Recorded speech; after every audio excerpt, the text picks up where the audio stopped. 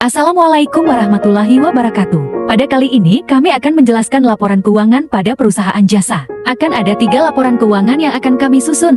Yang pertama laporan laba rugi, yang kedua ada laporan perubahan ekuitas atau modal, dan yang terakhir ada neraca. Sebelum kita menyusun laporan laba rugi, laporan perubahan ekuitas atau modal, dan neraca, alangkah baiknya kita tahu pengertiannya terlebih dahulu, yang akan dijelaskan oleh Fionda. Jenis laporan keuangan. Yang pertama ada laporan laba rugi. Laporan laba rugi adalah laporan keuangan yang memberikan informasi tentang hasil kegiatan operasi perusahaan mengalami laba atau rugi selama satu kurun waktu periode tertentu. Yang kedua laporan perubahan modal, yaitu laporan keuangan yang memberikan informasi tentang perubahan ekuitas pemilik perusahaan. Yang ketiga neraca. Neraca adalah laporan keuangan yang memberikan informasi tentang aset, kewajiban, dan ekuitas perusahaan pada periode tertentu. Tambahan yang keempat ada laporan arus kas. Laporan arus kas memberikan informasi tentang aliran kas perusahaan yang masuk dan keluar. Namun di sini yang kami susun dan jelaskan hanya 3. Sebelum kita menyusun ketiga laporan keuangan, kita perlu tahu sumber data laporan keuangan yang bisa diambil dalam kertas kerja atau worksheet.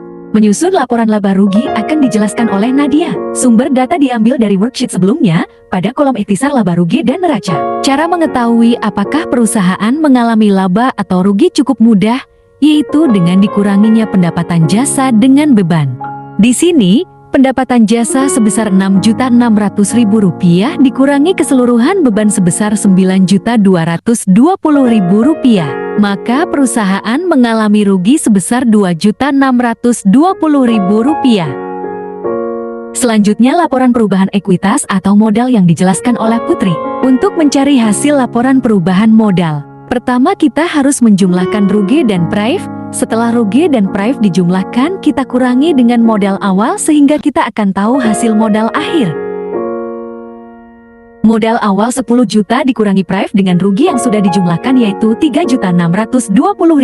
Maka modal akhirnya Rp6.380.000. Terakhir ada neraca yang akan diterangkan oleh Nanda. Dalam neraca terdapat tabel aset serta tabel ekuitas dan liabilitas. Dalam tabel aset ada aktiva lancar terdapat kas, piutang wesel, piutang usaha, sewa dibayar di muka, dan perlengkapan. Selanjutnya aktiva tetap terdapat peralatan dan akumulasi penyusutan peralatan yang sifatnya mengurangi peralatan. Pada ekuitas dan liabilitas terdapat utang usaha Rp6.250.000, jasa diterima di muka Rp350.000, upah yang masih harus dibayar Rp250.000. Kemudian terdapat modal akhir yang tadi didapat pada laporan perubahan modal sebesar Rp6.380.000. Total aset atau aktiva harus sama dengan ekuitas dan liabilitas jumlahnya.